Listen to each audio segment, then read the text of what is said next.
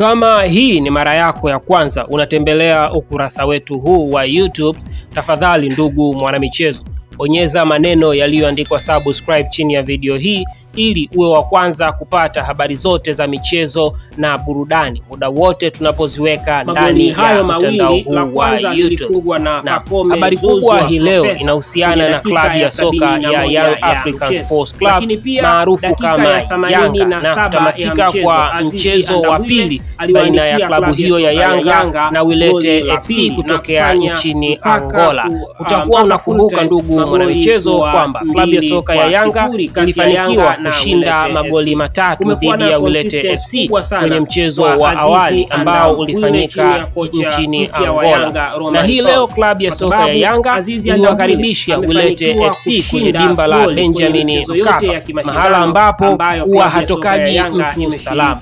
Yes, mchezo huo umetamatika kwa klabu ya soka ya Yanga kushinda goli 2-0 dhidi ya Wilete FC. Yanga ilifanikiwa kushinda goli 3-0.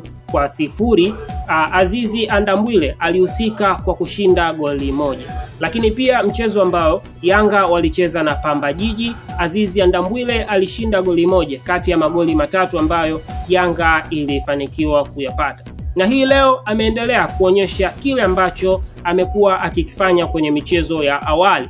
Kwenye magoli 2 ambayo klabu ya soka ya Yanga imeshinda kwenye dimba la Benjamin Mkapa, la kwanza limefungwa na Pacome Zouzoua, na amerudi tena Azizi Andambwile kushinda goli la pili. So imekuwa ni boost kubwa sana kwa Yanga, na hii ndio sababu klabu ya soka ya Yanga chini ya kocha Romain Folz ilikuwa imeona kila sababu ya kumwamini Azizi Andambwile na kumwacha Khalid Aucho aende nje na Yanga.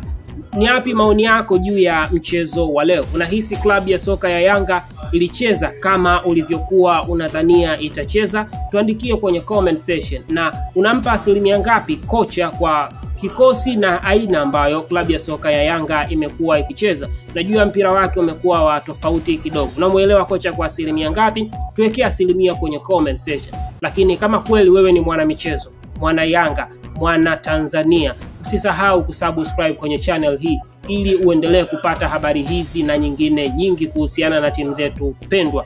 Lakini pia ucomment na kulike kama ushindi wa leo umekugusa kwenye mtima. Hadi wakati mwingine, kumbuka mimi naitwa J Kibuga na hii ni J Sports, mahala sahihi kwa wewe kupata habari zote. We are saying